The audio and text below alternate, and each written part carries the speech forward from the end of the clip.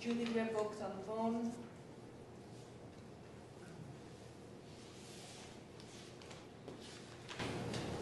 So good morning. Good morning. Welcome to our first meeting of 2016. Happy New Year. This is a very special year for FOIA, so let me be the first to wish you all a happy birthday, your 50th birthday. Lyndon Johnson signed the bill into law on the 4th of July in 1996. So you can be sure that there'll be several more opportunities throughout the year to recognize and celebrate most of that action taking place during Sunshine Week. Burgess is planning a special event during Sunshine Week here in the McGowan Theater on the 14th. And more details will come. So 2016 is already shaping up to be a notable year for FOIA. In the last few weeks, reports from Burgess and from agency inspector generals, inspectors general, and from our own oversight committee of the House point to areas for improvement. These reports shine new light on the importance of FOIA and the need for the attention that you are devoting to improving the administration of FOIA across the government. Clearly, your work is not done. I am, in fact, extending the charter of this committee for another 2 years. I understand that the subcommittees are continuing their work on their recommendations, and I know I speak before all of us in the FOIA community in saying that we look forward to seeing the results of your work. I also want to acknowledge the work of the OGIS compliance and mediation teams. I am extremely proud of the hard work that they do every day to get FOIA right. Finally, I want to take a moment to thank Dolores Barber for her service to the committee. As some of you may be aware, Dolores recently accepted a position as Director of Information Technology and Human Resource Management at the EPA Office of Pesticides Programs. I have a letter for you. On behalf of the National Archives and Records Administration, I thank you for your invaluable contributions to NARA's Federal Freedom of Information Act Advisory Committee.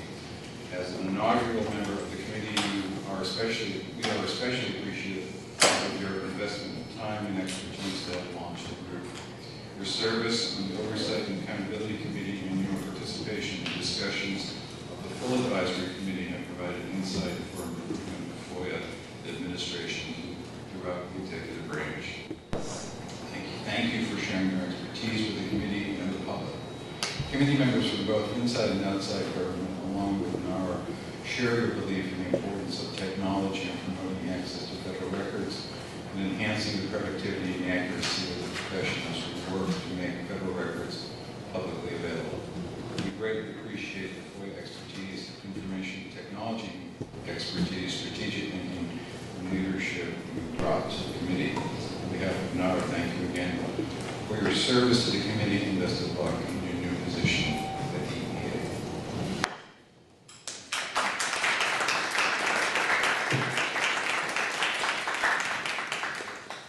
Sir, have a good meeting.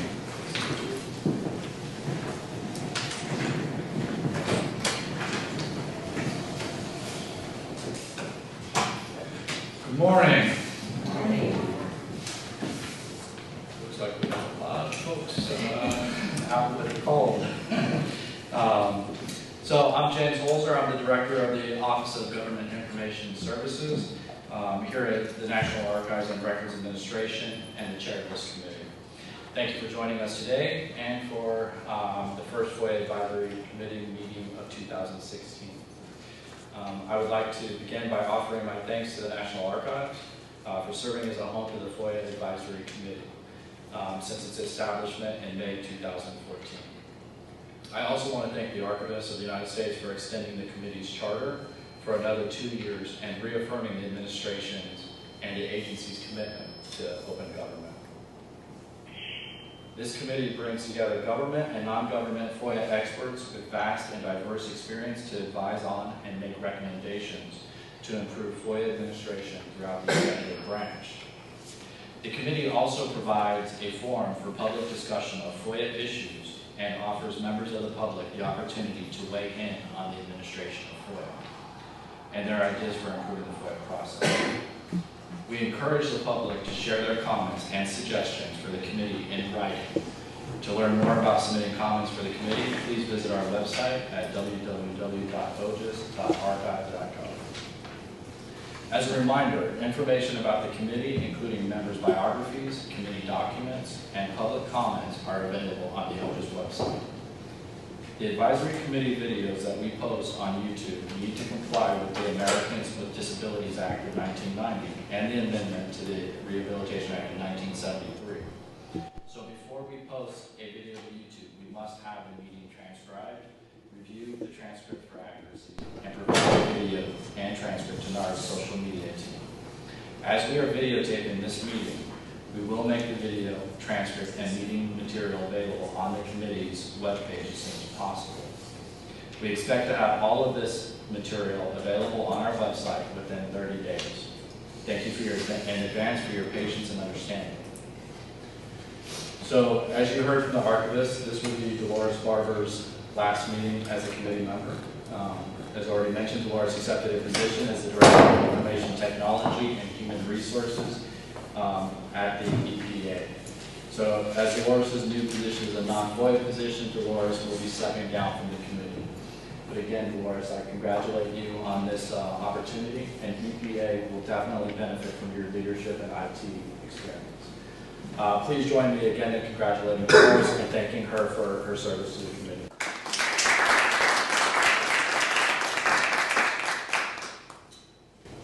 Okay, so next, we would like to spend a few minutes introducing the committee members who are around the table and on the telephone.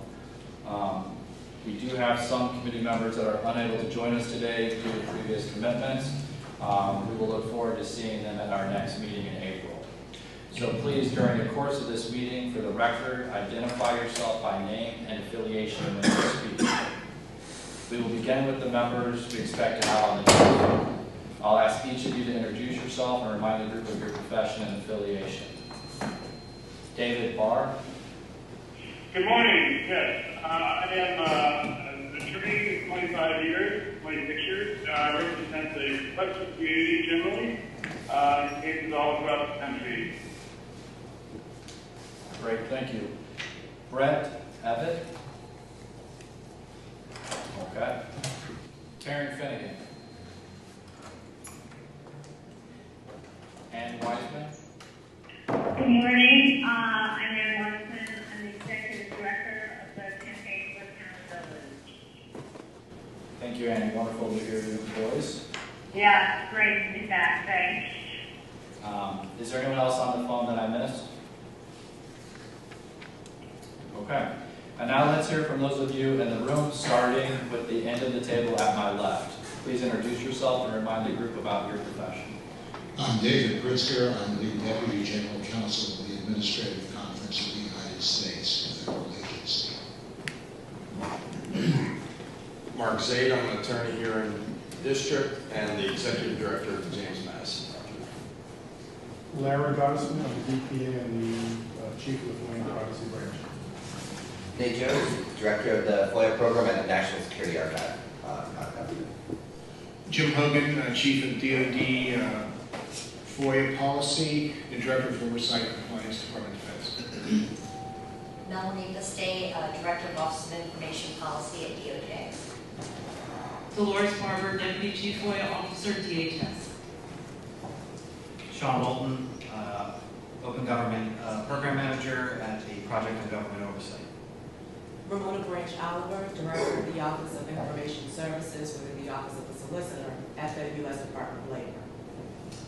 Andrew Becker, journalist with the Center for Investigative Reporting in the San Francisco Bay Area. Lee White, Executive Director of the National Coalition for History. Martin Michalowski, the Deputy Chief Administrative Officer for the Consumer Financial Protection Bureau. Krista Lemon, I'm the Designated Federal Officer for this committee. Okay, so before we dive in, I want to review our general agenda, cover some basic expectations for our meeting, and provide you with information concerning the renewal of the committee's charter. So under the terms of our charter, our last meeting for the end of this committee is scheduled for Tuesday, April 19th, 2016. Once the archivist has formally approved and signed the charter for renewal, as required by the GSA final rule for federal advisory committees, we will publish a notice of renewal in the Federal Register announcing the committee's renewal. As those of you serving on the committee are aware, the archivist appointed each one of you to serve a 2-year term. For those of you who have been committee members since the committee's establishment, your appointment expires on May 20th, 2016. So in April, we will publish notices in the Federal Register and on the OGIS blog to solicit and accept nominations for committee membership. Anyone wishing to serve on the committee, including any current members who wish to serve a second term, may nominate him or herself. We will ask each nominee to provide a resume or a CV and a brief personal statement describing the contributions the nominee would make to the committee. Potential nominees will be responsible for complying with any procedures and or receiving necessary approvals from their agencies or organization prior to submitting their name and information for consideration. The committee's charter, bylaws, and membership plan, all of which are available on our website, spell out the qualifications for membership. The Archivist of the United States will make the final selection of the members he appoints to serve on the committee and will make his decision based on these requirements and the potential members' backgrounds and qualifications. So, I'm going to stop right there. Does anyone have any questions specifically about the renewal of the charter? This was one issue that you guys had asked me to raise with the archivist, which I did, and we have an answer. Are there any questions about the next steps with that process? It seems pretty easy. So most of the work is going to be, I don't want to say it seems pretty easy, but most of the work is going to be handled by my office and by Krista specifically as we review the charter and start putting out these notices. If you do want to continue to serve, I would encourage each one of you to apply, put your nomination forward, okay, with your resume, and then how you expect to continue to contribute to the committee. All right? Okay, so as a reminder, the DFO, Krista, must attend any subcommittee meetings or teleconferences you plan to have before our next meeting in April. For record-keeping purposes, members should copy her on all communications concerning committee and subcommittee activities. To promote openness, transparency, and public engagement, we post committee updates and information to our website at www.ogis.archives.gov. We also blog about it at foia.blogs.archives.gov and also on our Twitter account at FOIA_ombuds. So please stay up to date on the latest OGIS and FOIA Advisory Committee news, activities, and events. Follow us on Twitter. We are pleased to see so many of you with an interest in FOIA here in the Archivist Reception Room, and we welcome your feedback. We will take one 15-minute break halfway through this meeting at approximately 11:30, and during the break you may wish to purchase a drink from the Charters Cafe, which is located 2 levels down on the ground floor, which is also where the restrooms are located. At the end of the meeting, we have set aside time for public comment. We look forward to hearing from any non-committee members who wish to comment at that time. We also welcome anyone to submit written comments to the committee at any time.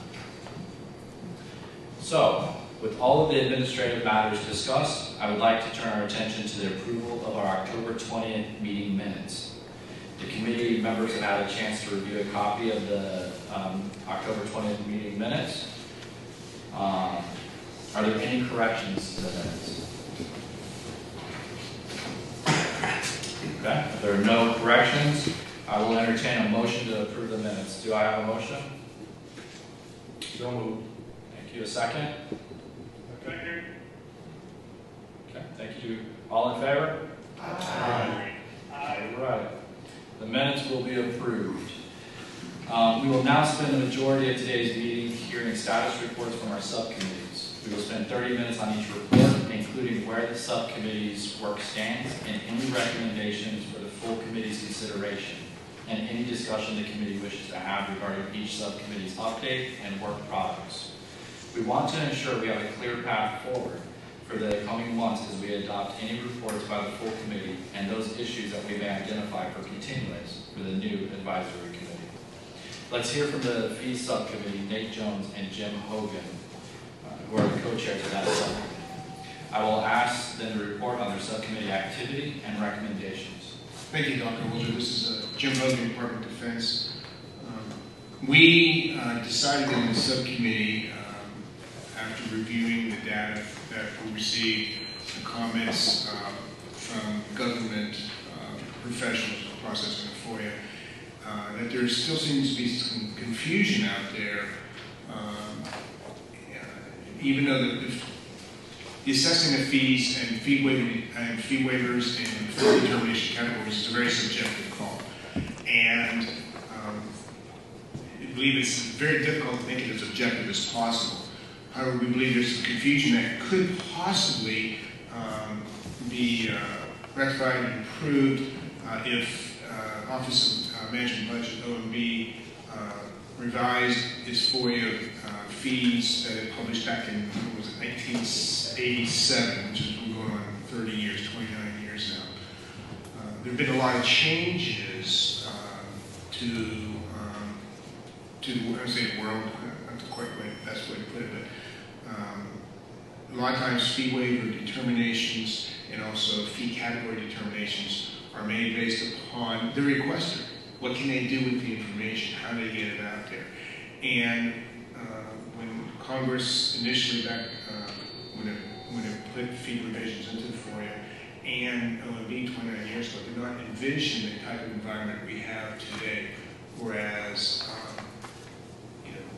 your typical news media outlets that you had 30 years ago, even 20 years ago, 10 years ago, still exist, but there's so many other ways to disseminate information that it may be a bit more difficult for a FOIA officer to make an objective call on this. So we know that there is, some congressional intent. I think different now than it was 30 or 40 years ago when who would qualify to call the favored media, favored fee category members of news media.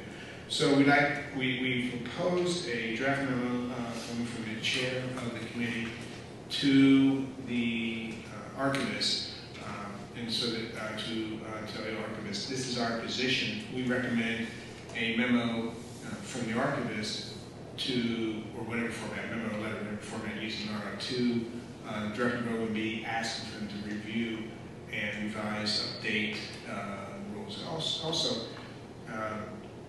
things have just changed so much in the past 30 years in the environment.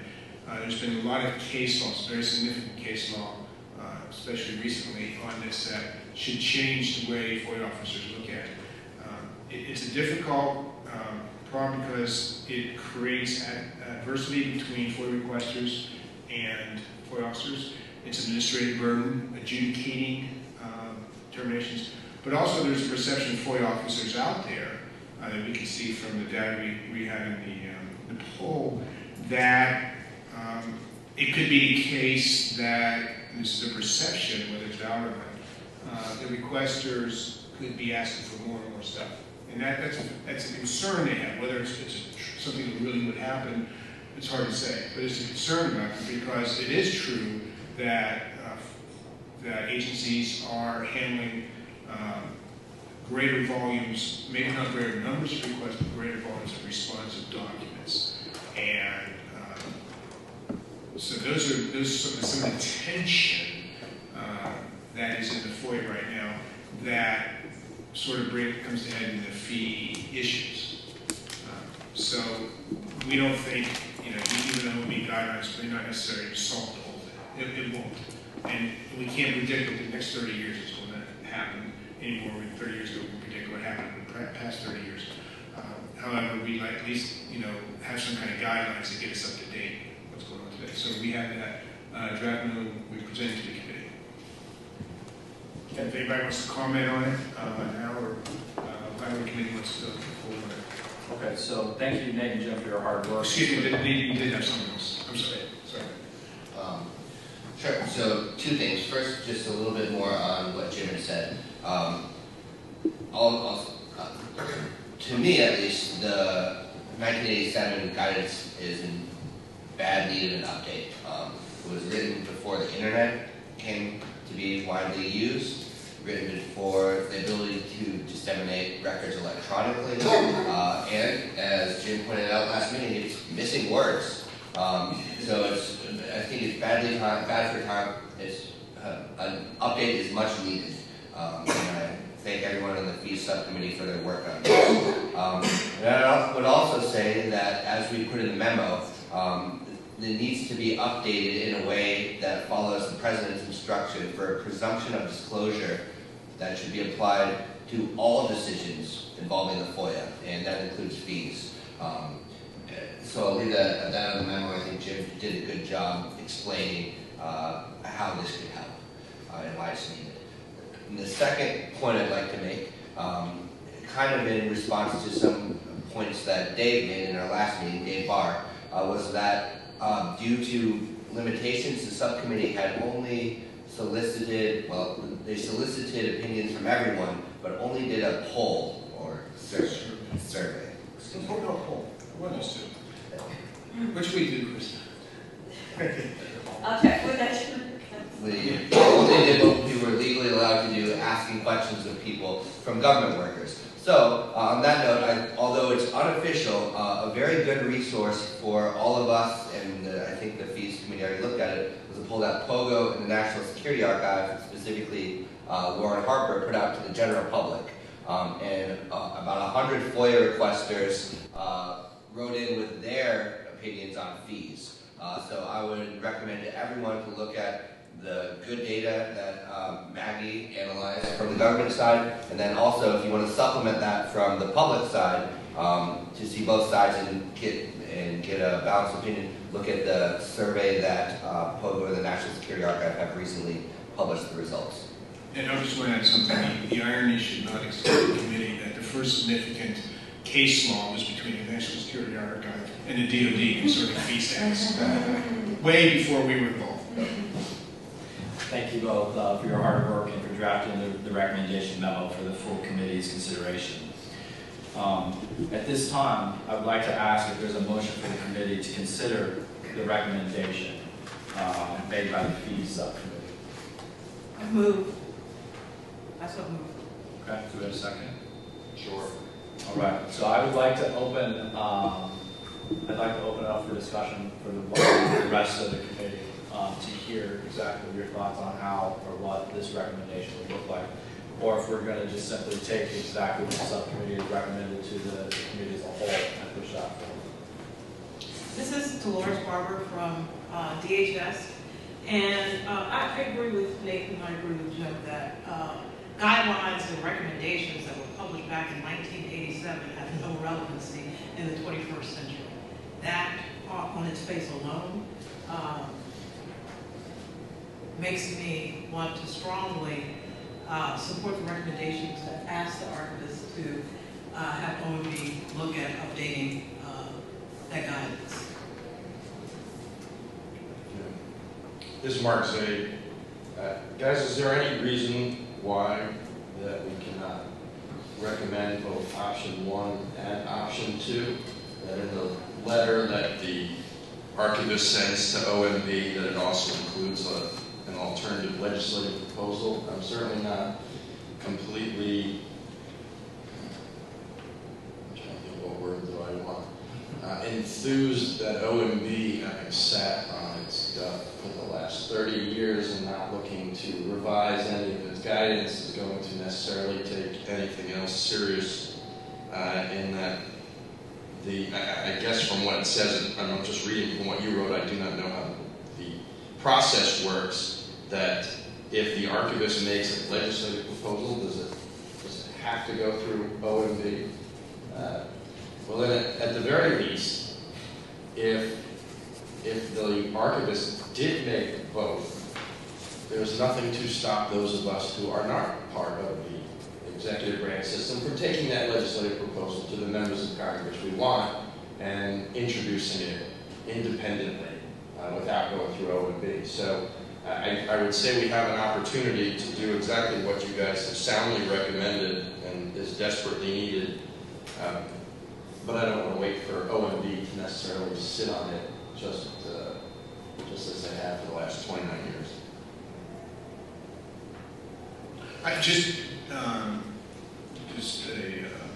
The way we look at when we should only be giving the archivist, I think, just one option. We're telling you, here's what we want to do. If he rejects it, then you can say, okay, we'll fall back to 2 or 3. That's really the purpose of the memo, is to say, here's where we want you to go. However, I think my own personal experience with legislation, example, we have the National Defense Authorization Act, which for years and years we used to propose Exemption 3 statutes. It could be time consuming, and because you have to have a right to go through OMB. It could be. If I don't know the mechanism or vehicle for the public to itself to go through the website, I'm sure there's ways to do it a lot more efficiently. Possibly efficient, maybe not. We can do it. So that's fine for members of the public to do it independently. Exactly how we see how it turns out, what happens, that would be outside I think right now outside of the purview. And if we do decide, if the committee says let's go with option 2, I mean that's still going to say we'll have to work. I think we should give the proposed legislation to the archivist. I even think the archivist may come back and say, okay, it's fine, give me option 1, give me the memo, which would be a little bit easier than doing the proposed legislation. But we discussed that, I think, in our subcommittee, and in fact, this is the best route to go right now for the committee. And it would take a period of time for us to, to craft the legislation. And it's possible. If another year, it would be possible to do it. Well, I would just quickly add, welcome your take, but within the subcommittee, we decided that ultimately option 1 had the most likelihood of success, despite, as you say, OMB still using fee guidance from 1987. And I think it's unlikely that even if a new bill passed with good fee stuff, I think OMB still would ultimately have to update their guidance. I'm not sure exactly how it works. But we did have this conversation within the subcommittee, and our take at the time, which we're happy to change with more evidence, was that the easier path, the path of least resistance and most likelihood of success, would be the archivist finally getting someone with some weight to tell OMB to do it, rather than try and get Congress to pass the FOIA bill with the language that we want in it. And just clearly this is Larry up, and clearly option 3 to me is not an option. My concern about going forward with option 1 and option 2, and I'm not saying OMB would do this, but if you give them an option, if you give any organization an option and say, well, let's just pass the buck down and go to somewhere else, they may not update the fee guides until Congress passes the legislation, which may never happen, as you know. So clearly having 1987 fee guidance updated, I think 4 years ago I mentioned it, one of the meetings you had, Melanie, it's like it's on the plate. So that to me is really the most bang for the buck. If we can get them to update that fee guidance, legislation takes a long time to get through, and I just don't know. I mean, we got a bill right now past the House, and will ever pass the Senate, Son of the President. So I'm just much more positive on updating the fee guidance than anything else. Melanie, if I say one thing that is, I think, attractive in particular about updating the OMB guidance, besides the obvious fact of the passage of time, is that the process itself is kind of to echo what you're saying, Larry, within control. It's not in control of outside actors. And then, but what I particularly think would be good about it and beneficial about it is that it's sort of a rulemaking process, so that it means that all interested parties, the requesting community and government agencies, will have a chance to weigh in on updating the provisions. So it does seem, in some ways, like really fortuitous that there is a path there on this area that's actually pretty reasonable to do, and yet could be really, really effective. So to me, that seems like a really good way to go to actually make a concrete change and improvement to FOIA. This is Dolores Barber from DHS. I have a question and a possible comment, depending on the answer to the question. Does the archivist have the authority to tell OMB to update his guidance? OGIS does. OGIS does. Not to tell. Not to tell. Make recommendations. It has to be more of a To ask, recommendation. to make a recommendation. Right. To say And so it would be more along the lines that the archivist would direct the OGIS to do some type of action. Oh, the archivist would tell OGIS to tell OMB? To recommend. Oh, to recommend to OMB. To recommend to OMB. Okay, well, if that's the case, if it's a recommendation, then I have a suggestion, and even though I won't be here to help, that part of the recommendation include some assistance from this committee in actually drafting the new guidance or providing some input, and at least, if they realize that we're in partnership with them on this, that something could be done. Like I said, I won't be here, but I will, I'll be tracked by YouTube. This is Mark Say. I mean, my experience in being in DC for over 20 years and handling these things is never to put all your eggs into one basket. Push as many options as we can, and especially when working with the government, give whichever agency or branch you're working with as much of the information and work product as you can so that they can do as little as possible and just take what you give them. So I don't have any problems with whether it's option 1 or option 2, and I totally agree with the committee, the subcommittee, that we need to go forward with this. I suppose with option 1, just asking OMB to revise the guidance, that alone, again, I have a little bit of concern as to how seriously they're going to take it, how quickly they're going to work on it, rather than maybe taking, if I understood what Dolores is saying, we give them more of the work product and say, this is what here's some suggestions of what we'd like to see you do with revising the guidance. I don't know if OIP can play a role in that, OGIS can play a role in that, NARA, we as an entity, or all of those entities above to do so. And the same thing with the legislation. And you're all right, I mean, Congress is so dysfunctional in the last, particularly 15 years, I don't necessarily have any optimism that it could work, but with the 50th anniversary, there's going to be a little bit more impetus on the Hill to do something in honor, I hope, other than just have a conference or a press statement by some of the committee members who have oversight of FOIA. So we do have at least a better opportunity, possibly, in pushing forward with one or both of these things. And I suppose the other thing, does OIP, OGIS, or the National Archives have any type of independent authority to issue its own type of fee guidance? No, head shakes from no. Well, this is Melanie. There's a distinction between fee waiver and fee guidance. So by the FOIA statute itself, the fee guidance, which is the categories and the charging of fees, has to be, the agencies have to be in compliance with the OMB fee guidelines. So that's right in the FOIA itself. For fee waivers, though, that's really been an area that's been guidance that's not impacted directly by that provision in the statute. So an area where there's more room for flexibility is fee waiver guidance, which is something I've been thinking about. I'll say that is a little teaser. And that resides in the OIP development.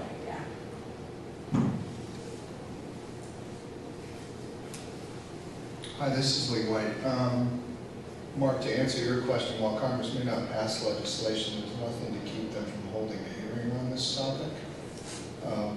If we could get someone interested on the relevant oversight committee to hold a hearing, it's going to shine the bright spotlight on it. OMB will be called up there. You know, there's ways of doing it that way, without short of getting legislation introduced, so you get some visibility. Plus, we have the anniversary, so there's a bully pulpit there to keep mentioning, oh, and by the way, on the 50th anniversary, we're coming up on the 30th anniversary of the guidance. There's public ways of pressuring them, and hopefully, I don't want to use the word shaming them, but... Mrs. Melanie, though, I can't help but think we haven't even asked yet. You know, No, I know, we don't but I'm need to just go. We don't saying- need to go. I mean, yeah, and I know you're saying that there's a continuum, Right. but we haven't even done the ask yet, the first part of it. So it might be that obviously I can't speak for them, but it'd be interesting to see if maybe the anniversary might be a nice impetus. I'm just saying, if they're reticent, there's pressure points that you can put on them short of getting a bill introduced. Sure. And this is Mark. I cannot fathom that one or more of the oversight committees in both the House and the Senate are not going to have at least a hearing on the 50th anniversary of FOIA. I mean, I just can't fathom they're not going to do that. So there definitely will be an opportunity to at least get some information out there. I mean, Jim, I imagine you may be probably one of the witnesses at one or both of the hearings that will probably take place.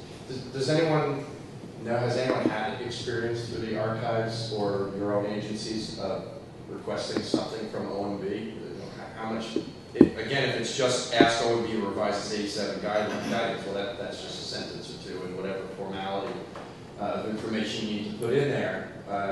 So maybe the discussion should it be more than that? Should we try and give them substantive information? But what is what is typically done if anyone has any experience in asking OMB to revise anything? I mean, it doesn't have to be FOIA. Does anybody have any experience with it?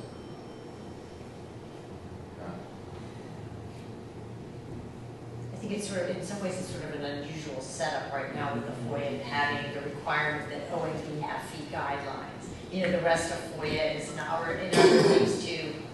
I don't know what the parallel is for scenario. Yeah, normally it's only asks us for something, we don't give OMB something back. It's not Yeah, usually- it's usually the opposite Exactly. direction. Yeah. Do we have any other comments or discussion points on this? All right, so the sense that Two comments. This is David Pritzker, Administrative Conference. Two comments. First, I'm a little concerned that the options as written make the case that something is needed, either by way of improving or updating the guidance or the legislation or both. But there's very little that says what to do, any kind of recommendations. So, for example, I'm not clear from what I read here whether it's proposed that the committee's recommendation incorporate any part of the conclusions from the survey or not. And, it seems to me so general that I'm not sure what's likely to happen that would really get to the point that we want Congress or OMB to get to. The other thing is, in response to this last question about experience with OMB, I can tell you that over the course of the years, my agency, whose major output is reports and recommendations to various parts of the government on improving procedures, over the years, several of our recommendations have been addressed at OMB, and sometimes they pay attention, sometimes they don't. Having support from elsewhere and not just coming from one source is probably the best way of getting OMB interested enough to begin to move on it. So it would be good to circulate the recommendations coming from us for informational purposes with the hope that there would be interest in other parties, support, potential interest by OMB. This is Sean Moulton with Project Government Oversight. Generally, I would normally agree with Mark and say that I'd want both A and B in there as well, but I am struck by Larry's point that I've definitely heard, and not just OMB, I don't want to lay it all at their feet, but OMB and other agencies, when they feel that there's this opportunity to say, well, we're waiting for something. Congress is currently, we're not going to do it now and then have to do it again. They have this excuse to avoid the issue and kick the can down the road. And I'm also struck that I think if we can get a strong, and as David's saying, substantive recommendation from the committee, not just that it has to be updated, but some sense of where we want the bar to be set in the new guidance. If Congress starts moving with any kind of legislation, that memo can easily be shared with, and will be known by the committees that are drafting this, and they'll say, well, listen, here's a proposal out there that says OMB should do X, Y, and Z.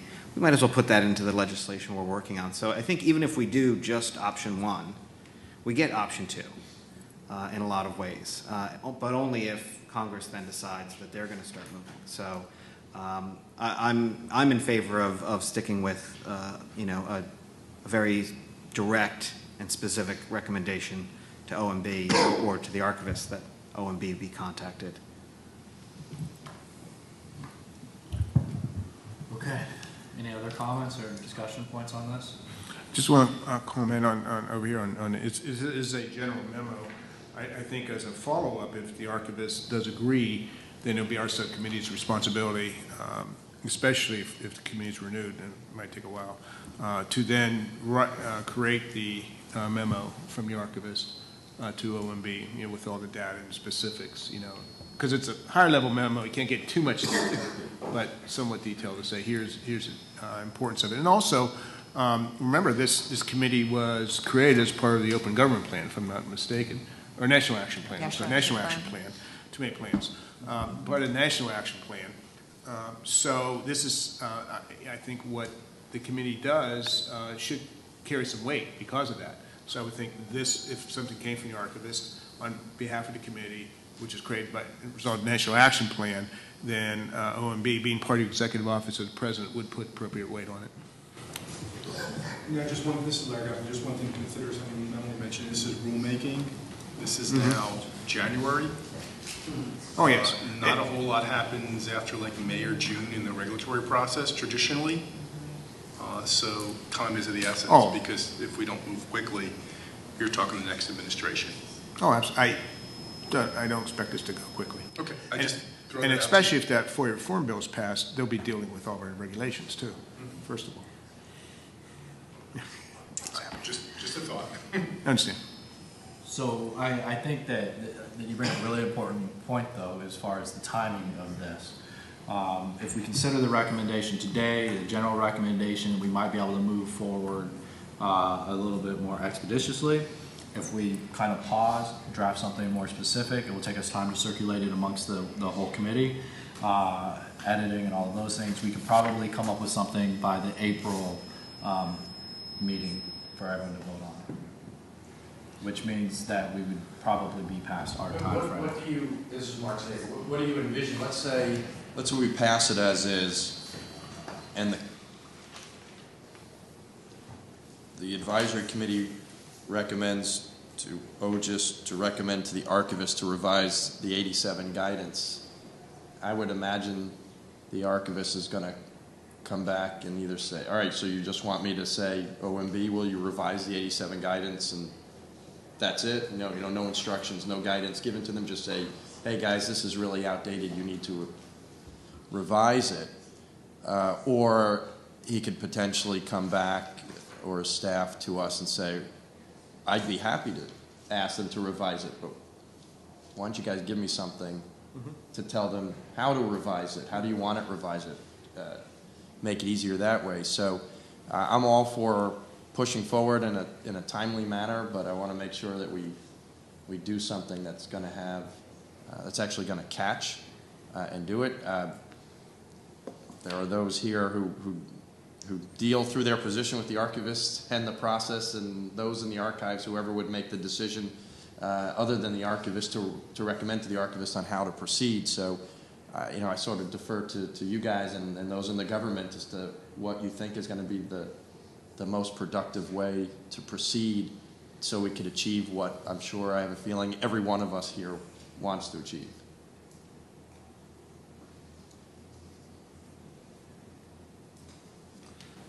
I would just reiterate, I think, what Jim said, that I think the first step is recommending to the archivist, saying, will you ask OMB or recommend to OMB to do this? The second step is when he says yes or no. If he says yes, saying, here's what we want you to ask to do.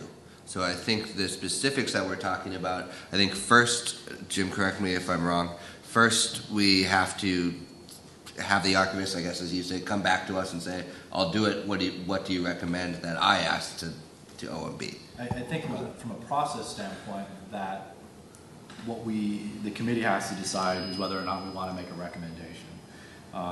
The archivist himself will make a decision on how to proceed after that. I mean, I don't really think this is going to be a negotiation between the committee and the archivist on what he feels comfortable or not comfortable doing. We're going to make a recommendation, and he's either going to act upon it or not.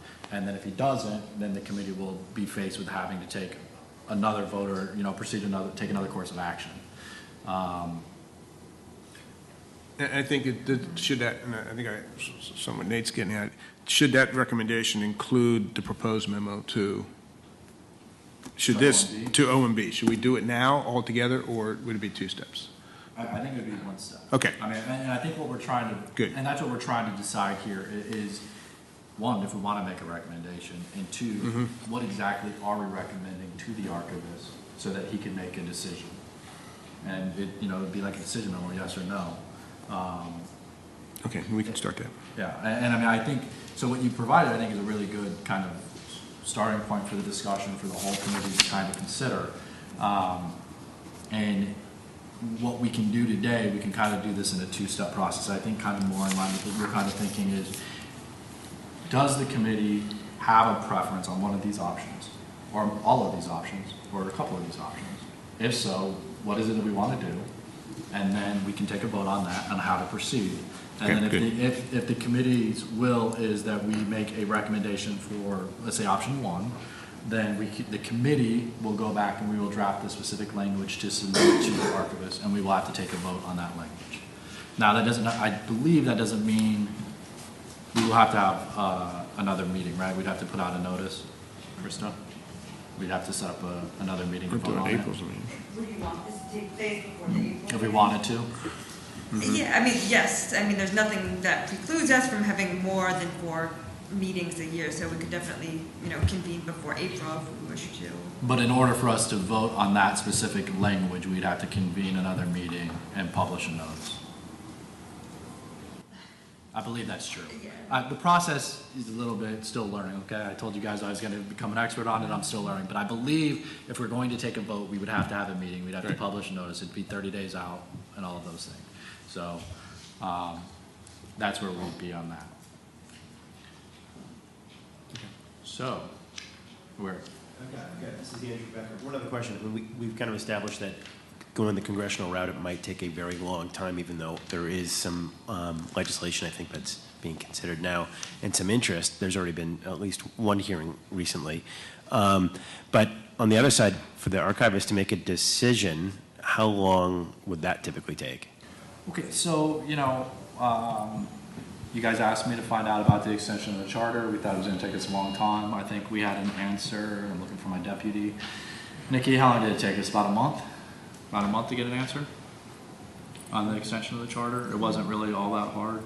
It was just a conversation. So, you know, this might take a little bit longer because he's going to probably want the background information like you were mentioning, and, you know, what is it specifically we're trying to get updated and why and all those things. So I would imagine that it would take a little bit longer. But, you know, I'm new at this, so I couldn't give you a good time frame, but 30 to 60 days at the most. My unsolicited answer is quicker than Congress.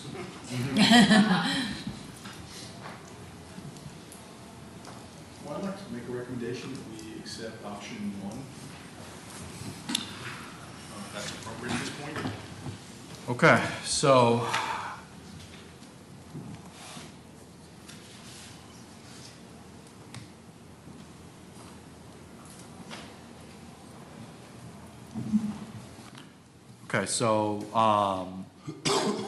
we have a motion, I'm assuming that's what we're saying, a motion to accept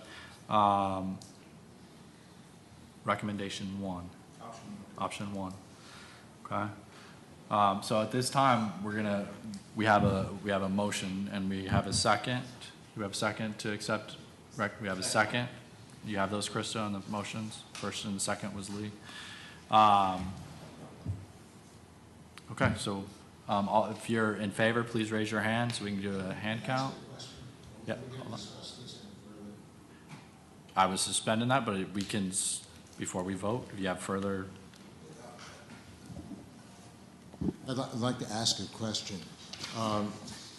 Has the subcommittee or anyone else concluded that there are problems caused by the legislation, or are the problems principally the result of not having good up-to-date guidance? Just trying to isolate whether the problem is in one place or the other or both. I'll speak for myself, and this is, I think, what has come out of our conversations in the subcommittee. I think that there certainly are problems with both, but I think definitely what I think is the most contentious is fee categories, which comes out of the OMB guidance, or one of the most contentious things. So I think that updating the OMB fee guidance would go a long way and do a lot of amelioration to the problem of fees. That's my opinion. If we know where the chief problems are, I would suggest at the very least, alluding to that as being in need of revision in the text of number 1, if that's where we're going.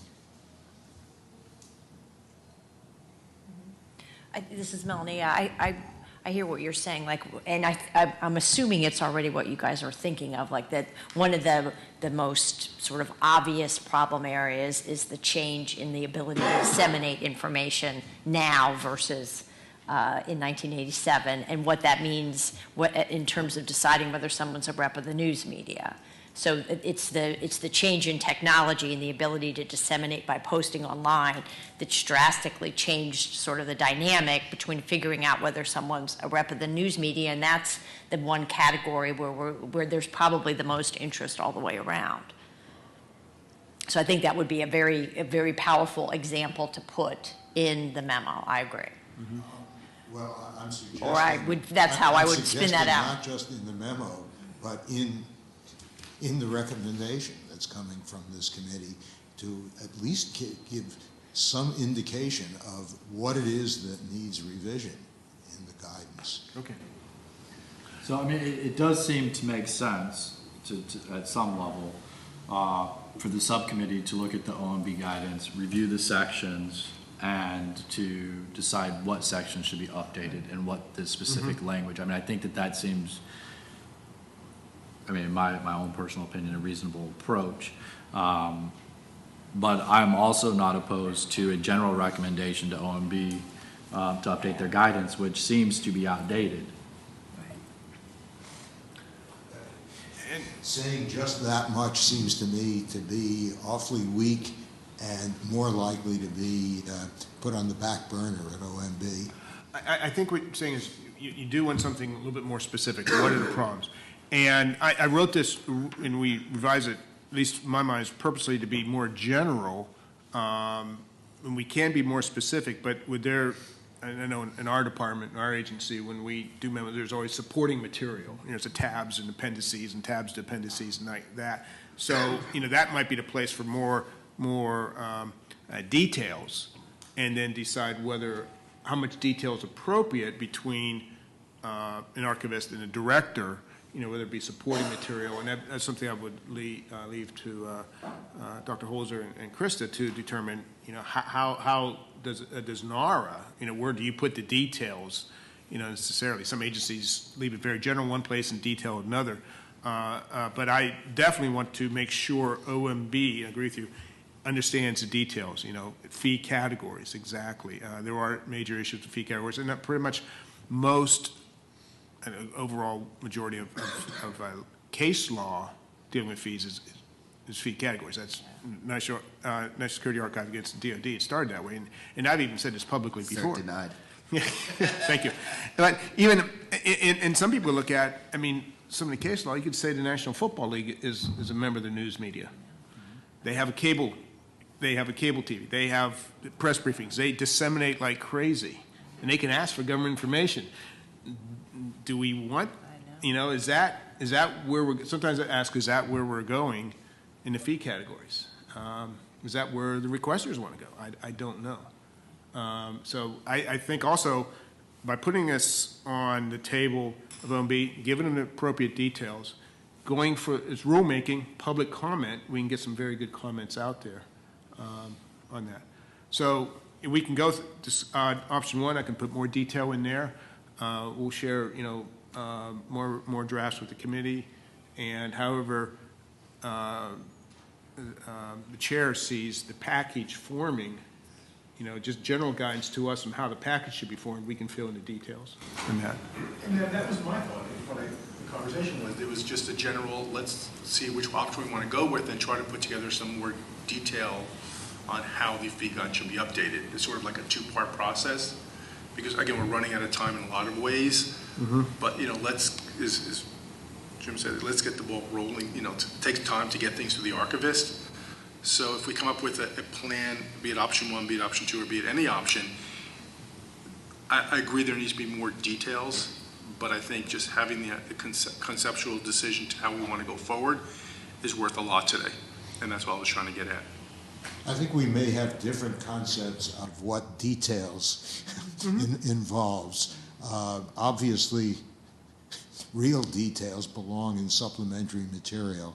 All I'm trying to suggest that we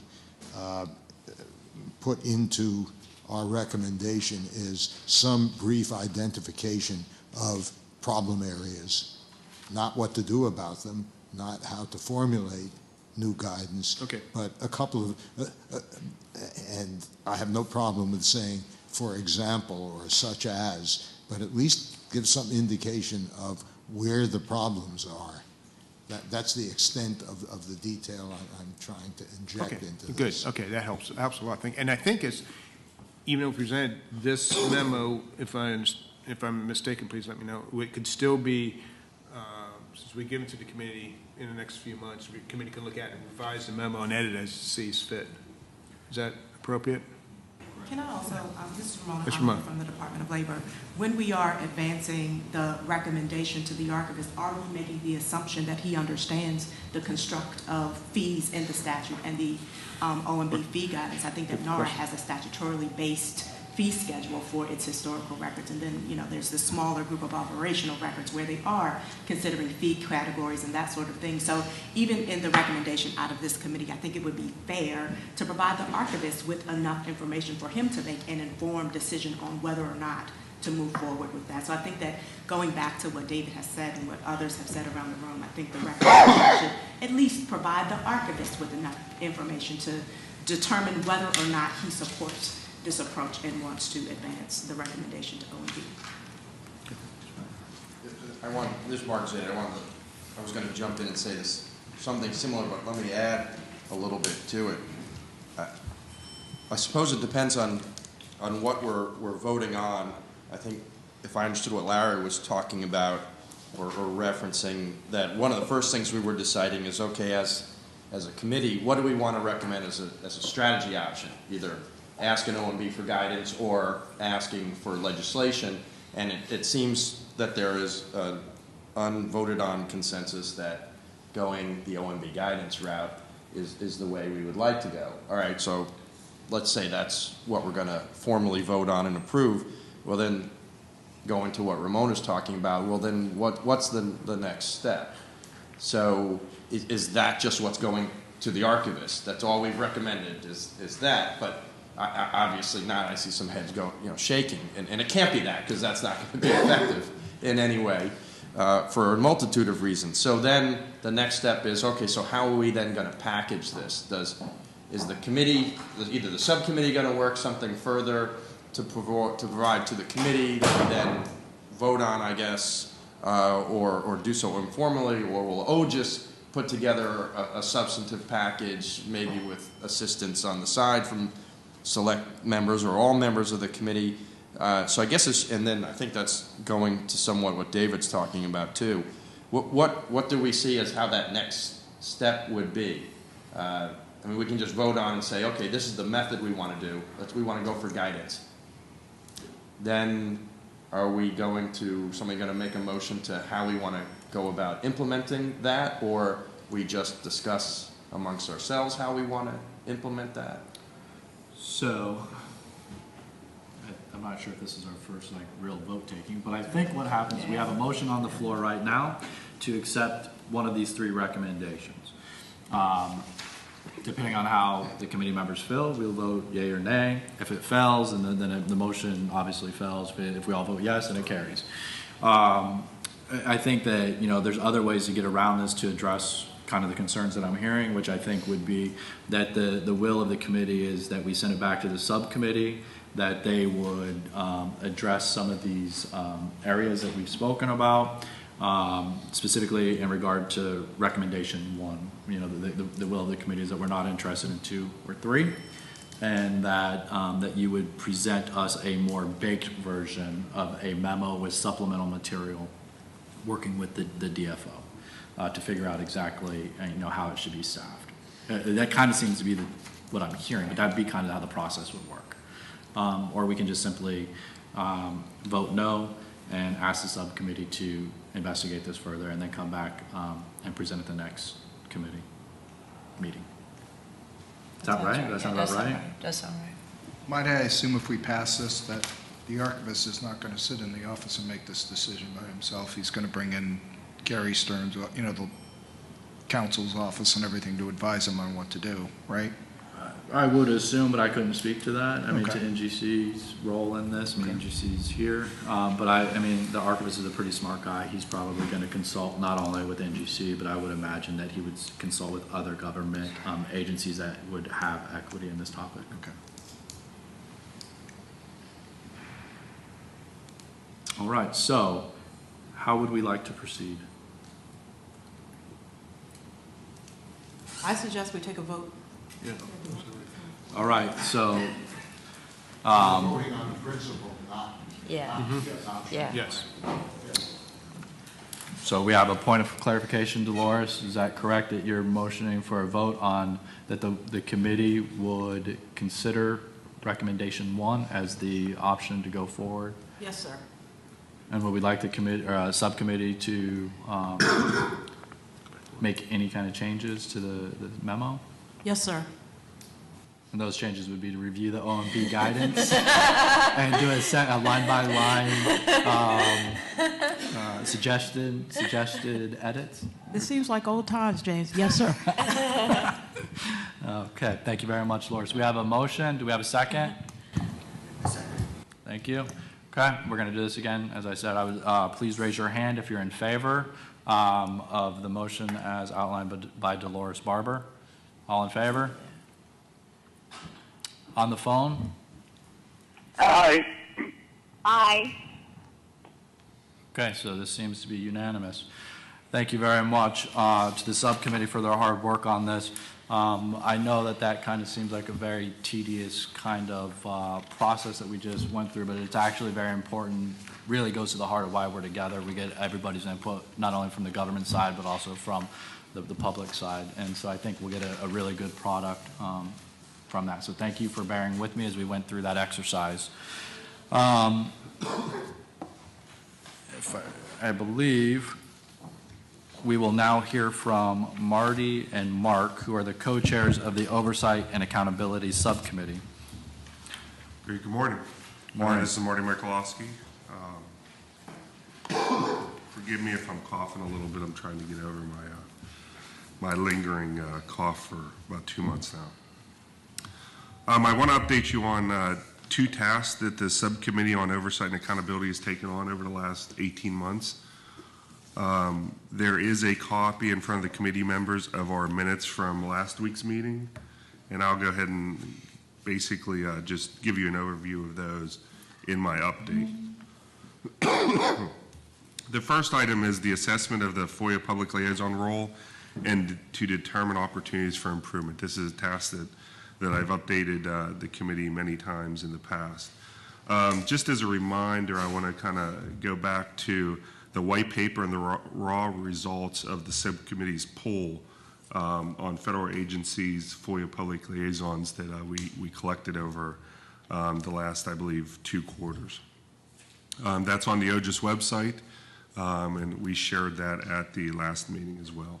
As briefly discussed in October meeting, the subcommittee was considering to ask the public for their experiences, suggestions, and comments regarding this role. So in essence, we've asked for the federal agencies to give input. Now we'd like to balance that with asking the public for comments on these things as well. Last week, the subcommittee approved a draft request for comments from the public. A copy of this is in your package as well. It was drafted on Friday, and thank you, David, for updating it based on the subcommittee's discussion last week. And you can take a look at that. Basically, the comments we're kind of looking for in 3 areas. Those are outlined in availability and responsiveness, assistance with the FOIA process, and timeliness and effectiveness. As far as next steps, what the subcommittee kind of intends to move forward with this effort is to ask OGIS to post this on the website and begin collecting those comments. We haven't really established a timeline like 30 days or 45 days or something like that, but just generally speaking, 30 days may be a general thought behind that. Once those comments are collected, the subcommittee would consider at that point to write a white paper, much like we did with the federal agencies, FOIA public liaisons that we gathered in the past as well. So again, given a balanced outlook, this is what the federal agencies have seen in their experiences, and then also on the public side, what their experiences are, as well as suggestions and ideas for improvement around that area. And then basically we would share that with the committee and then ultimately hopefully get that out in the public domain. The exact same process that we took with the federal agencies. So that was what the subcommittee is considering right now, and that's what's in front of you to kind of review, and certainly we welcome your comments. The other item that I wanted to update everyone on, this goes along with identifying current authorities for oversight and actions. This followed the audits, inspector general reports, and so forth that have been completed over the past 10 years. So Nate has led this effort, and I want to just remind everybody we have over 80 reports that Nate and his team have collected. We've posted them on the OGIS website. They're broken out. I've read maybe a handful. I think Nate has looked at all of them. But it is a tedious effort, but they've been reviewed and they've been looked at. Nate has also drafted a white paper on his analysis that the subcommittee is going to review here shortly. And then, again, the same kind of thought process behind that is after we go through it with the subcommittee, we're going to share it with the full committee, hopefully in our April meeting, and then possibly get that into the public domain as well as a deliverable from the subcommittee. Those are really the two items that we have to update the committee on right now. I welcome Mark to provide any input that he is willing to share. I mean, I just thank Marty and Nate in particular for taking the lead and continuing. I just said I had help from my colleague Lauren Harper. We thank her too.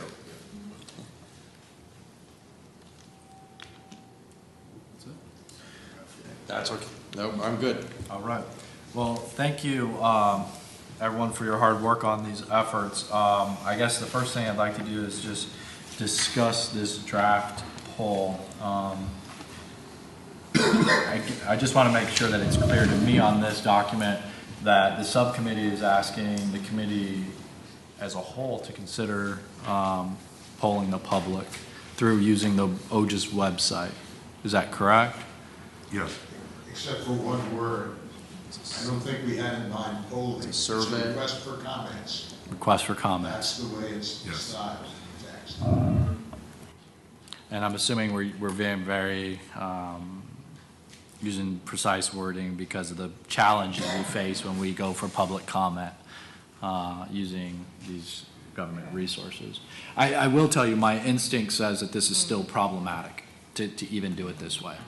For us, for OGIS to post on behalf of the committee seeking comments from the public would still be viewed, and I'd have to consult with NGC on this for to confirm it, but I would believe that this would still count as a survey or a poll of the public, which would put us in the same predicament that we faced the last time. I mean, an alternative is to do exactly what Nate and his team and Pogo did, I guess, and ask them to actually go out and survey the public as opposed to OGIS doing it. Looking at from ICR type role, is it a problem asking the public just to give us their feedback versus asking specific questions? So my understanding is you could ask the public to just give you their feedback on something like, here's a topic, give us what you think about it. It doesn't get into the ICR issue, the concerns I think you're having. That's my understanding of the distinction between asking them, say, what's been your experience with A versus asking them to answer specific questions.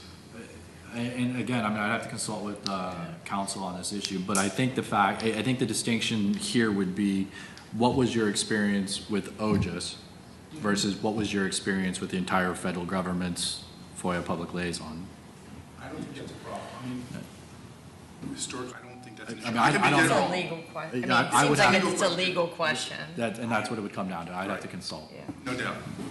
And I would suggest you get a quick reading on this as quickly as you can from your general counsel's office, because the distinction between asking for comments on one agency or on the government generally, I think that's totally immaterial.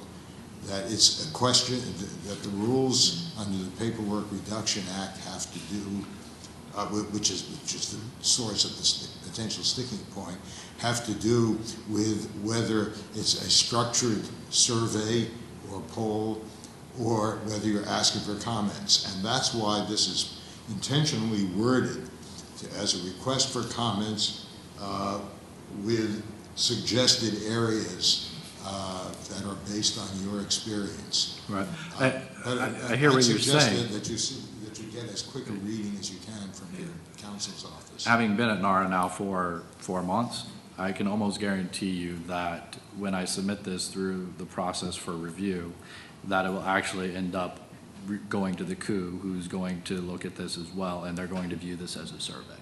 Now, I mean, I'm more than willing to do that. I don't have a problem doing that.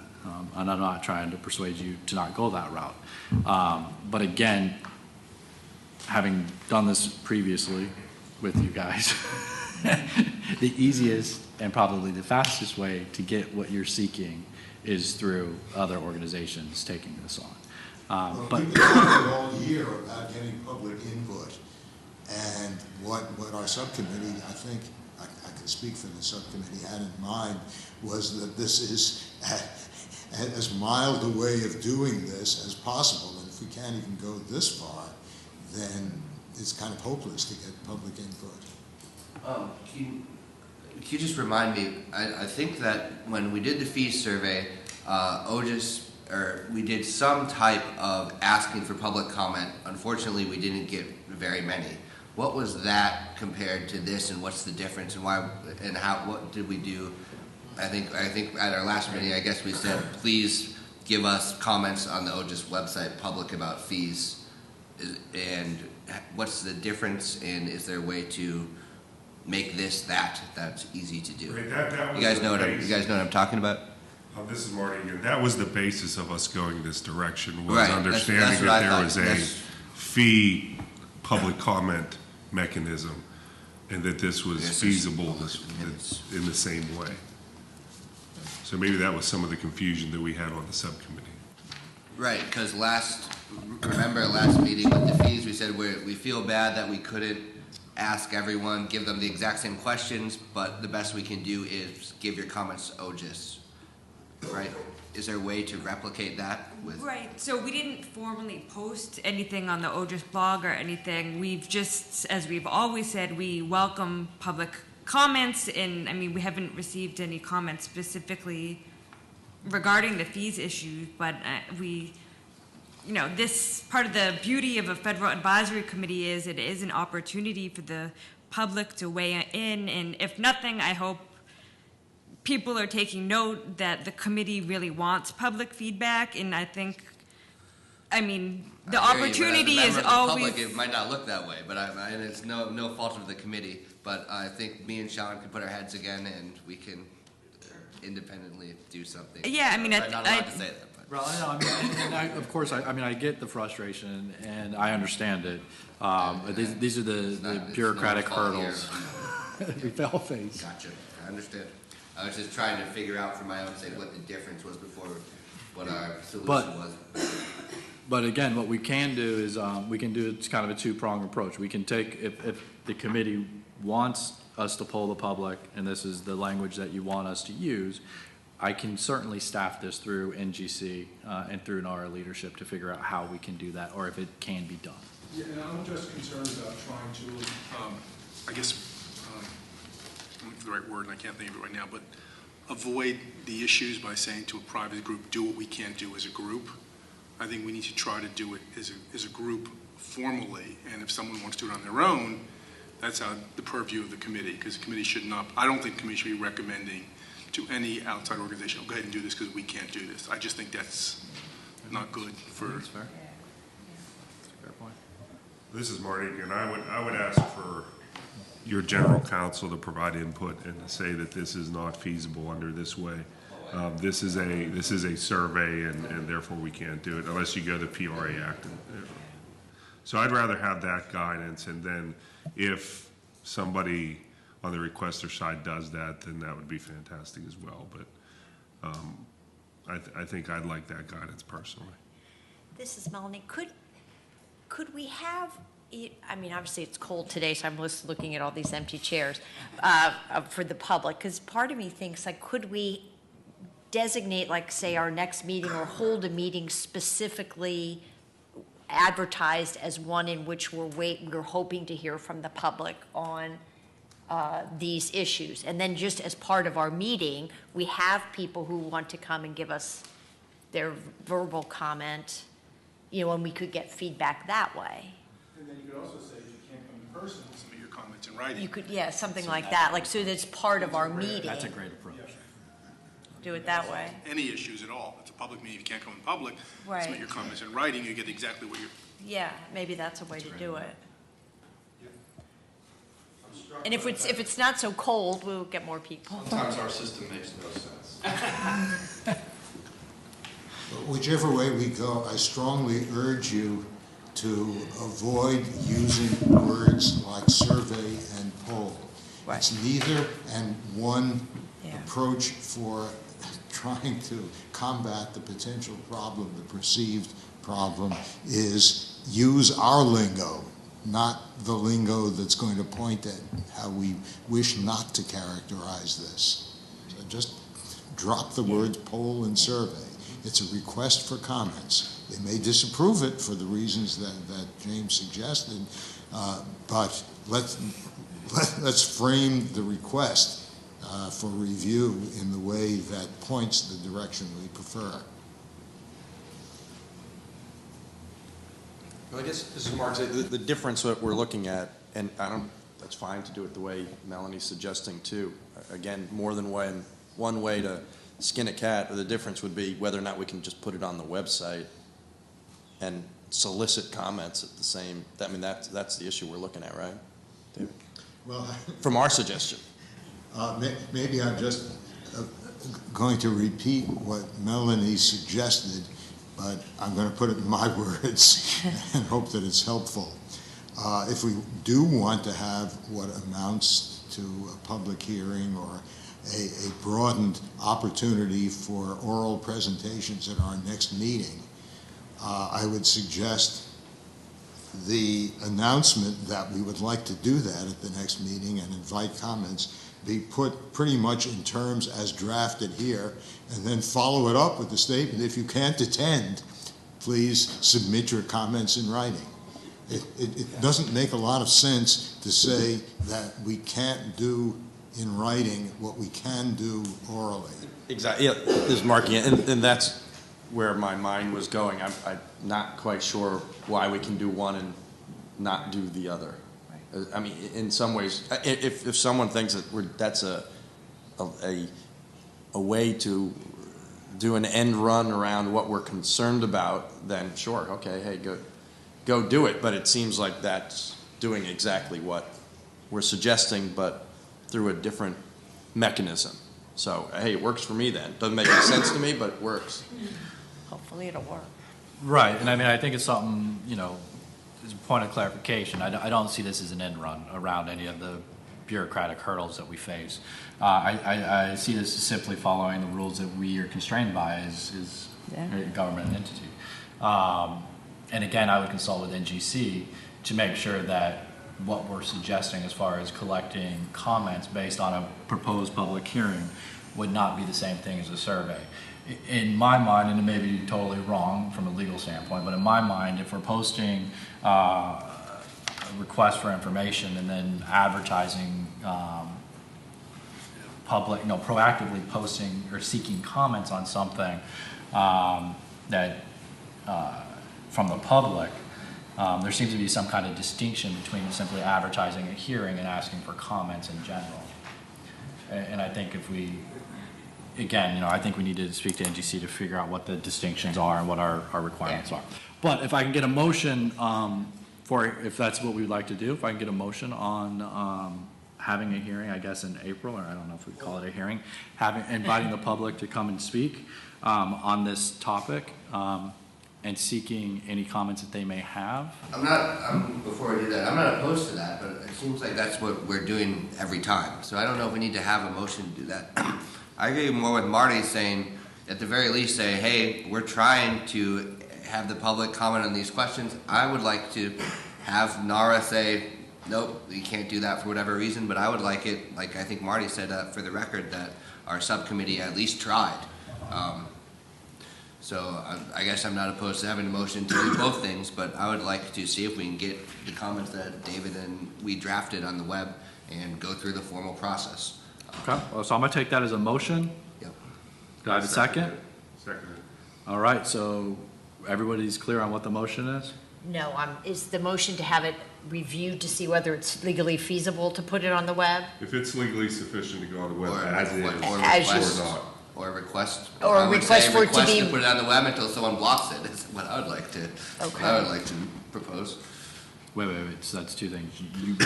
You're proposing that we post it unless somebody blocks it. I wouldn't. I'll leave the second part out. I propose that we post the comments on the website. Okay, so we have a proposal to post the comments on the OGIS website, as is. Do I have a second? Second. Okay. Friendly amendment? Okay, we have an amendment. Consistent with, I guess, consistent with Nora's approval or something to make sure it's. I was going to just do a second option altogether, that we, a motion to have NAR's general counsel review the feasibility of posting this on the website. Okay, but so we now have. I'll withdraw my. So we have two motions. First motion has been seconded, and then we have Melanie's motion, which is that we need to seek approval through NGC. And I just want to caveat this, that in my view, that it's probably highly unlikely that NARA would post something that's inconsistent or incompatible with the law or the statute. So I just throw that out there to say we can vote however you want. But on the first one, we have on Nate's motion. Can I get a hand count on all in favor of posting this document as is, seeking public comment?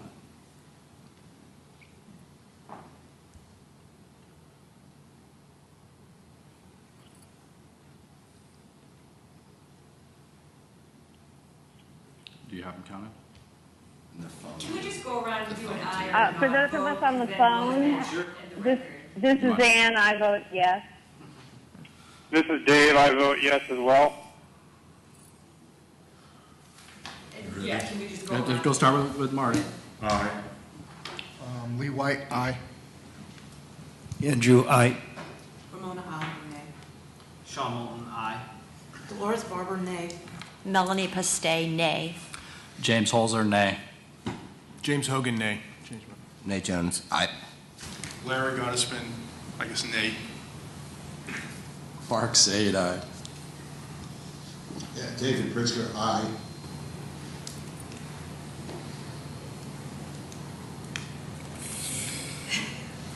Did you miss that? The phone. And then two on the Yeah, phone. two on the phone where And can I just explain why I voted nay at this point? Well, I think we still have a second Yeah, motion on the maybe we floor. vote on my Yeah, motion. Melanie, if you want to. Yeah, my motion is that we send the proposal for seeking public comment to NARA General Counsel to get their views on how we do it. I second that. And if they suggest a slight amendment to your language, my purpose, I'm not sure exactly how to word it, but my purpose is to indicate in our request to them if they think some revised wording would improve it, that we invite that. Sure. One more, and if Right. NARA approves it, it gets posted. So it can be self-executing. If NARA approves the posting, no additional vote needs to be taken. That's my only concern, is if we say, goes to NARA, and NARA says, yes, you can do it, we need to still have some vote to post it. So I'd like to sort of, if NARA approves it, then it should be posted. But what if they come back with, this is Dolores, but what if they come back with edits or or David's. revised suggested language? I'm just concerned about timing. I mean, So just to add something, this is Marty again. The idea to get this and speed it up, and David heard from me on Friday about this. The idea to get this in front of you was to speed up so we could get comments and get a deliverable. That was the overarching goal. This is Mark. I mean, I almost think we're making this too complicated here. I mean, one, I'm not sure we need any of these motions, frankly, to do everything we're talking about. We're not going to do anything inconsistent with the law or the policies and regulations of NARA. So, and we've asked in other meetings for the General Counsel's office to weigh in on things we were thinking about. So, I mean, the subcommittee wants to try and do this. We've talked about it for quite a number of meetings. It's not anything novel or taken by surprise. So, I mean, without even going through the motions, I'd say whoever's appropriate within OGIS, talk to Gary Stern and his shop to find out, okay, what exactly can we do on this? And once we know that, we've got something already set in writing, and you can use that as the impetus to say, okay, can we do this? And if Gary's office comes back and says, no, you can't do this, but you can do that, then we can just do that. Right, and I think that makes sense. But so let me back up a little bit. That this is just process. So like I understand that we're not used to motions and seconds and all of that stuff. But I really do think that it's important that we kind of follow some of the normal structures within a committee, because otherwise it's really simple for me to simply say that it's the will of the committee to do whatever it is I want to do, and that's not how this committee should be set up. Although that I'm the chairman, it really is your guys' will, whatever it is that you decide is the majority, for us to move forward. But just because on this side we may say we want to just post it, and on this side over here we may say we want to post it after consulting, the only way that we can really do this in a fair manner is if there's a vote. And I need to know where the majority lies in so that we can move forward. So my goal is to move us forward. Every meeting, that's my goal. I want to move the football down the field, okay? We're running out of time to do this as this committee's term expires. I think that we made great progress on the recommendation regarding the OMB guidance, and based off of these kinds of discussions. I don't really think we're that far on this one either. But I also want to make sure that each member understands that their voice is heard. So if Nate wants me to go forward and post this on the website and then seek approval, and that's the committee's will, even though I voted no, I will do that because that's the committee's will. What I would urge everybody to consider is the constraints of the system, which is let me go to NGC, let me ask them if it's a survey or a poll, how can we change it, and then let's post, if we're able to post that document and seek approval that way. That frees up my hands. And it moves the football down. And I can do this expeditiously. You know, I think I've proven that. You asked for the charter to be extended, the charter was extended. Let me just ask one question. When we say vote to post something, it doesn't get up automatic like that. The OGIS's procedures, it automatically goes through some review. So the reason that I say this is let's not, in my opinion, let's not give away two chances to strike something down. That's to some degree. Like, so now we're getting into process and semantics, okay? But the FOIA Advisory Committee webpage is maintained by Krista. So if you tell her to post something, she more than likely is going to post it. Okay. Right. To be honest, right? And I just mean as a procedural issue, you tell her that it's a document for the committee, it's going to go up on the website for consideration. If you go to the website, you will see all the documents that you have in your folder are on the website. Beautiful website. Okay? And we're making changes to that. I don't have to go to NARA to make changes to the website or to post things. But this is a procedural question that we're seeking official guidance from NGC, and that's a different question in my mind. Okay. Does that make sense to everybody? I think so. So, yes? This is David again. Not every issue that comes before the Office of General Counsel is a constitutional issue. One of the benefits of working in a small agency, as I do, is that you can get a quick response on anything that doesn't require a lot of research. If a NARA employee comes to OGC seeking advice on an ethics issue, typically I would expect you get a fairly quick answer. And I am hoping that if you can approach either Gary directly or some appropriate person on his staff and say, the committee is looking for a quick reading on whether there's a problem here, do we need to change the wording at all? And I would suggest that the committee authorize our committee chairman to, if necessary, to make minor changes in the wording as long as it's consistent with what we've done.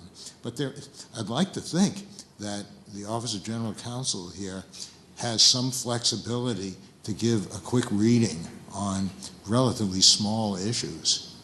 Well, I will tell you, I've had some really great counsel at DHS, but the NGC here, we have two of them are here in the room, are phenomenal. They're always responsive, and they give us exactly the kind of guidance that we're seeking, and they do it in an expeditious fashion. So I don't think that this is going to be that hard of a lift for us to get a reading on this. And as I said, I would urge that it be the sense of the committee to authorize James to accept any minor edits, as long as it's consistent with what our draft says.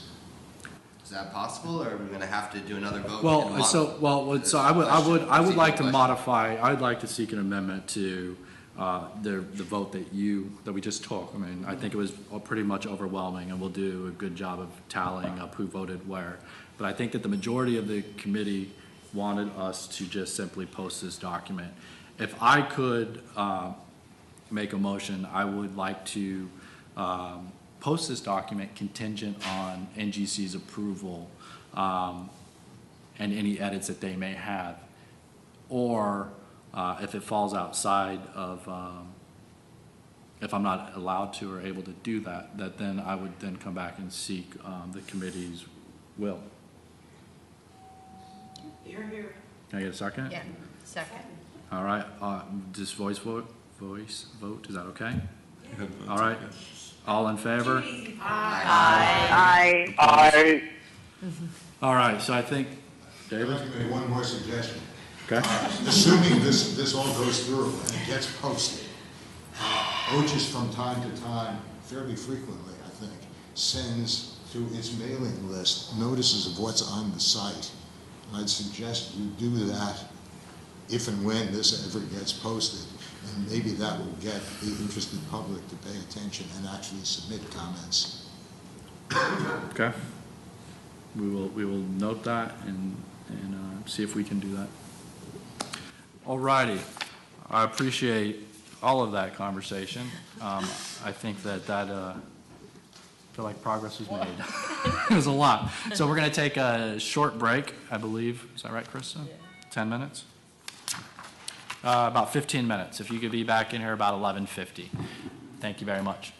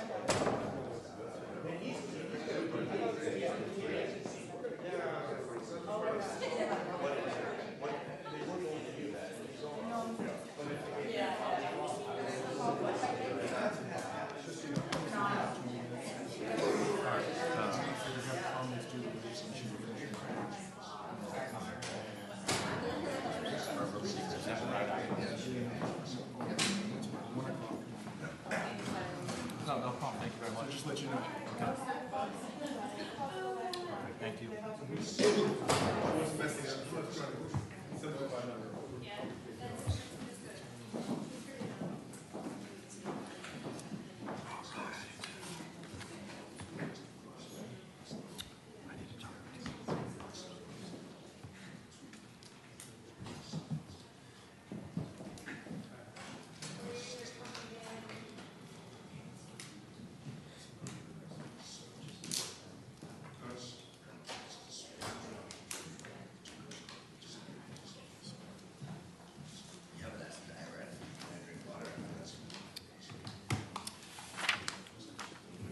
All right, thank you guys. We will start back up. We're looking for we were gonna discuss the final subcommittee report on proactive disclosures from the subcommittee. However, Mr. Gillespie and Mr. Evett are unable to participate in the meeting. So for this reason, I'd like to ask the committee members for their thoughts on the topic of proactive disclosures. We've discussed at previous advisory committee meetings the Department of Justice's OIPs that they're currently piloting a release to one, release to all program. So we could start there. Melanie, if you want. Oh, sure. Well, we're in the last month of the pilot, so we're actually really looking forward to compiling our report. What we've been doing is asking the participants to measure as best they can the time it's been taking to post, any challenges with posting, and one of the really important metrics is whether or not the time it takes to post is diverting folks away from processing requests, because we sort of don't want to rob Peter to pay Paul. So we have those series of metrics that are being collected by us from the participants, and then after this month, so just a few weeks, we'll get our final report on January from the participants, and then we'll start kind of looking at it all to see what conclusions we can draw, with the idea that we'll then issue like a final report and like our conclusion, where we think we can go from there. We're certainly wanting to do that in advance of Sunshine Week.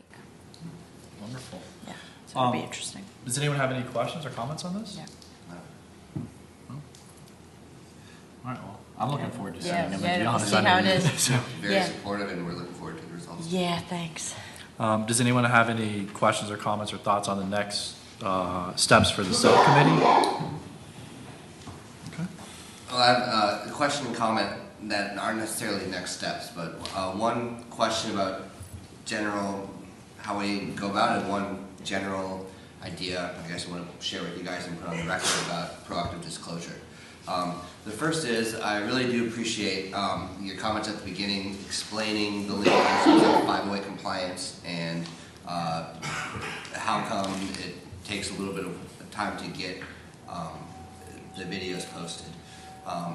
But I also want to reiterate my concern that for the general public, I think that this still is a concern. And I would ask, especially now that we're going to have 2 more years of meetings, just general questions of, one, how come when agencies live stream or other people live stream things, if this is a requirement, and how do I don't want to use the words get around, but just the basics on that. And 2, look into if it's feasible, or if not, why not, to have the NARA live stream this. And I know it costs money, I realize, but it would be good to get a dollar amount and why that's not appropriate. And the reason I say this is because FOIA requesters don't just live in DC, and it's hard to come to meetings, especially when it's cold out. And I think I've heard today an inkling from more public participation, and from where I sit, one of the reasons is because, in my opinion, this committee is a little bit behind industry or real life standards, that it's not shown on real time, so people can't live tweet it, watch it live, or watch it later. So going forward, especially in the next 2 years, especially as we're part of the Open Government Partnership, and I think there's a line in there that says modernize FOIA using technology, I'd like to somehow look into if we can use technology to live stream our meetings. Can I just interject real quick? So, Nate, this issue will be addressed and resolved by the next term. So, I don't think, I've had discussions with staff, so I think that this is something that we can probably make happen. Great. And then the next broader question, just on proactive disclosure, something that we talked about last time, and it again is related to 508, but something that I kind of, I think I just want to say that I think a possible solution moving forward that I want to share with you guys so we can think about it in the future, how to incorporate it. I think that it's a tricky challenge, but I think the solution is pushing this challenge onto the FOIA vendors and making it so that the people that sell the software that processes the FOIA requests should include something that's up to industry standard that agencies can use and not waste their resources after already using, I'm not going to name names of companies that process the FOIAs, but we should make either find one company that has this and then buy from them because they make our job so much easier, and not process the FOIA using a program, and then before you post online, as Melanie talked about wasting resources, then re-OCRing it in PDF. I think the solution is, and I hope some of these people are making it, to make as close as you can as a one-click solution where they process the FOIA and then one click to get it 508 compliable to whatever standard is needed, and another click to post it online fairly easier. So I think we should look towards shifting the burden from us to software. I just wanted to get that on the record. Hear, hear. Yeah, I've been learning, Jim Hogan here, excuse me, Department of Defense, about what exactly 508 compliance, and if I'm not mistaken, maybe there's not exactly a hard standard exactly what it is. Yep. And so that's part of the vendor's problem. They say, oh, we're 508 compliant, what's the standard? Okay. And also another understanding is it still may be the case, no matter how good software can be, there still has to be some kind of manual review and some documents, handwritten notes, blacked out areas, charts and graphs and still that. I hope there could be some kind of software product that's reasonable cost. But yeah, I agree with you that it's sort of a frustration, and that I think, and I'm looking forward to the results of the pilot that Department of Justice is doing. We've been participating at Department of Defense, and to see exactly, some hard numbers on what it does for resources, and we're all having issues with resources. The government, DoD, has some parts of DoD is 20% reduction in resources, and trying to keep the resources on processing for is going away, because I think we're realize that proactive disclosures does not necessarily reduce FOIA requests. It could in some ways. Some places it doesn't. Some agencies it does. Some agencies it doesn't. It's different across the board. Maybe we could see what it does, at least in our department. We very much appreciate the pilot project, NACO, and so I think,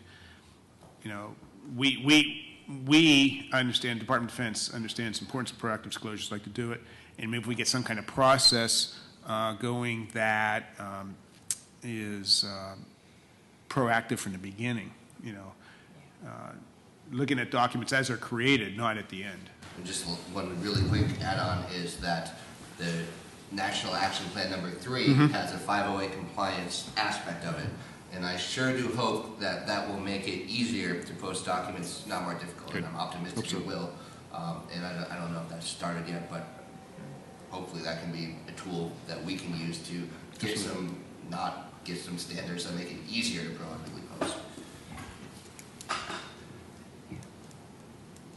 Any other comments or questions for the subcommittee?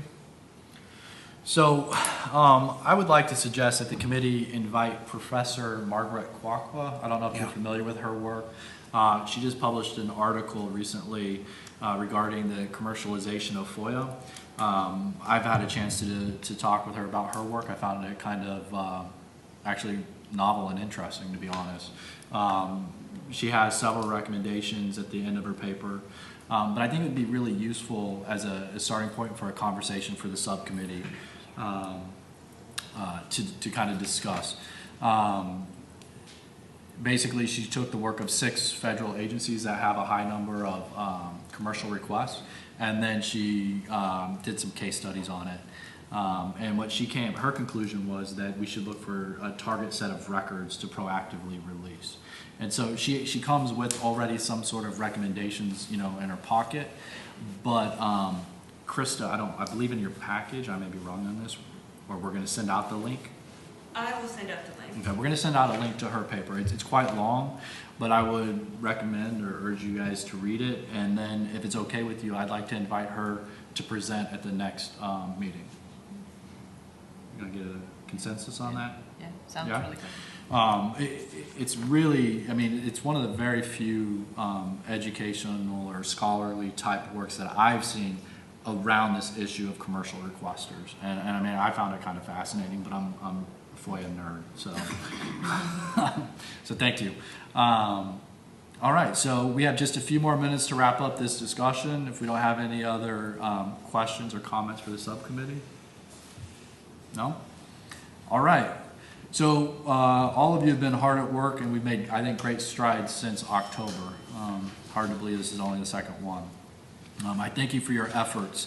So, as discussed earlier, the archivist has recognized and reaffirmed the importance of this committee and its efforts by renewing the committee's charter.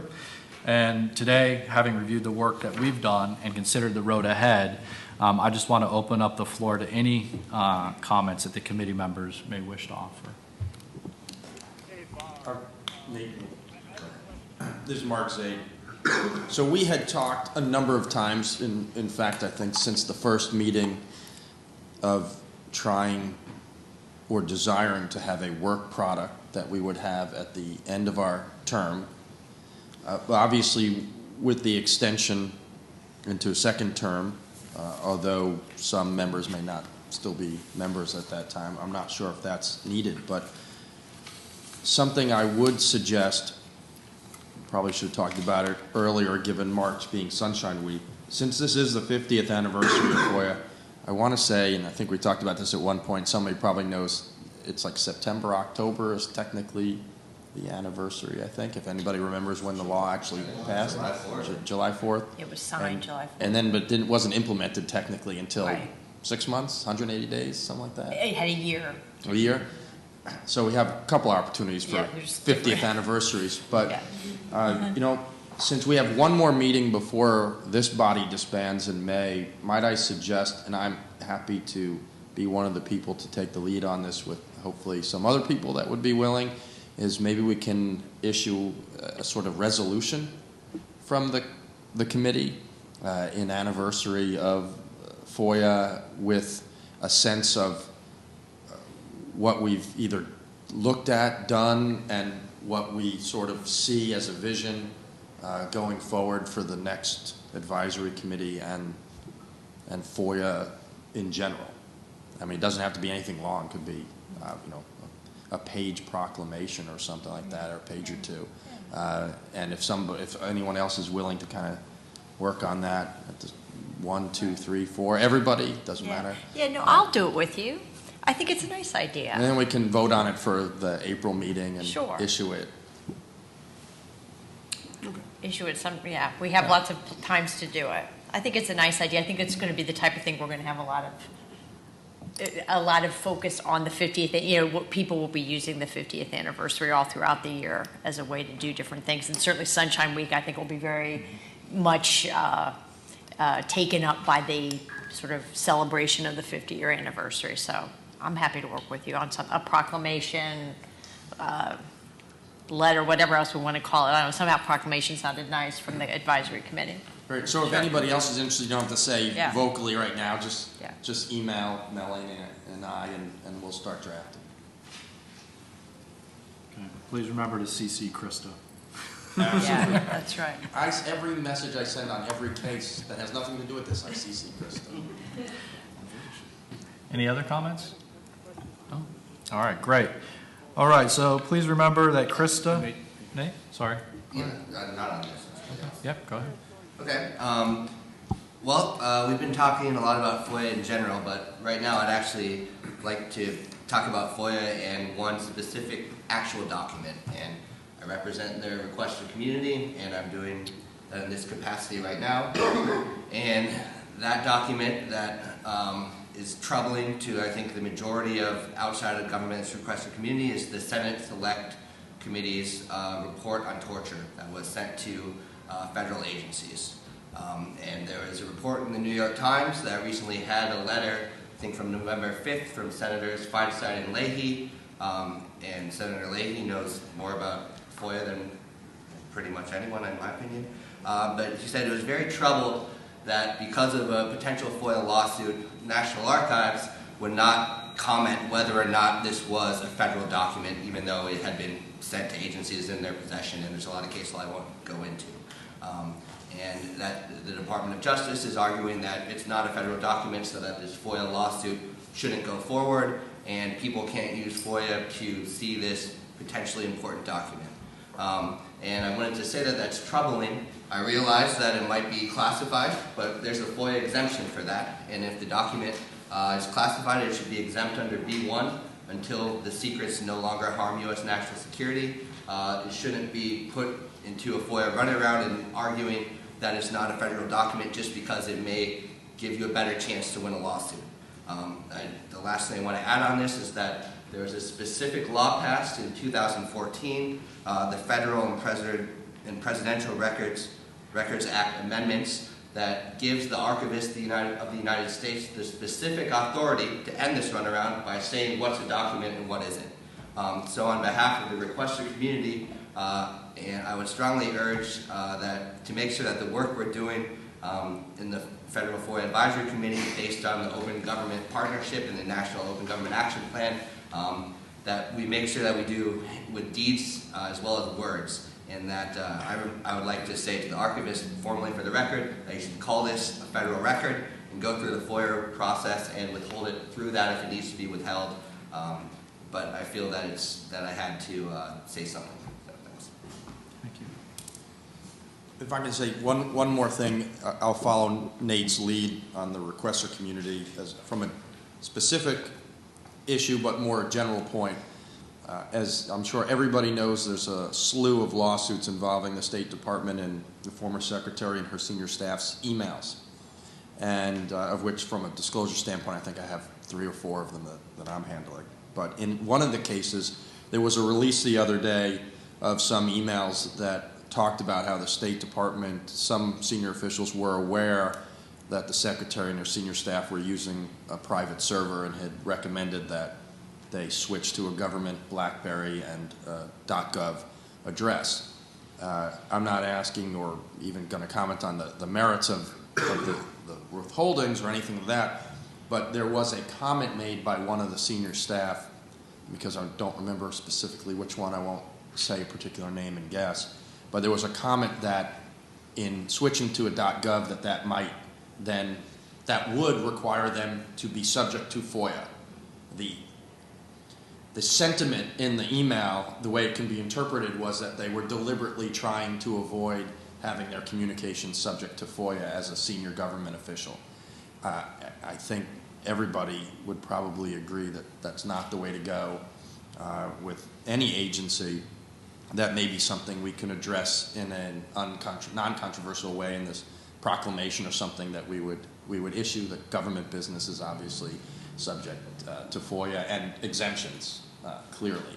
But that was something that is obviously still ongoing, not only at the State Department, but also a Justice Department investigation into certain aspects of it. But the sentiment is really what I'm raising as this notion of what appears to be a potential deliberate effort to circumvent FOIA in engaging in the business of the public and the people.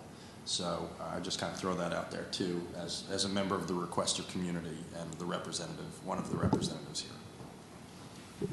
Thank you. Any other comments, questions? Okay.